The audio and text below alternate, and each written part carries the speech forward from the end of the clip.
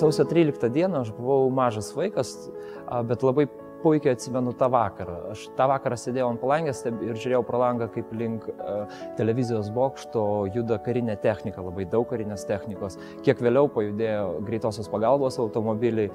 Ir aš iki galo nesuvokiau, kas vyksta, aš tik tai supratau, kad vyksta kažkas labai svarbaus man, mano šeimai, galų gale mano kaimynams, mano miestui, mano šaliai.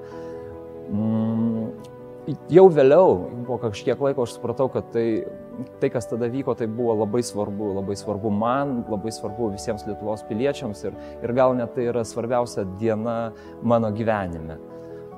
Tai liūdna diena, be abejo, tai labai liūdna diena, bet kartu ir tai viena laimingiausių dienų, kadangi jeigu to visko nevyktų, aš nežinau, kaip mes dabar gyventumėm, aš nežinau, kur mes dabar gyventumėm ir tiesą sakant, man baisu apie tai pagalvoti.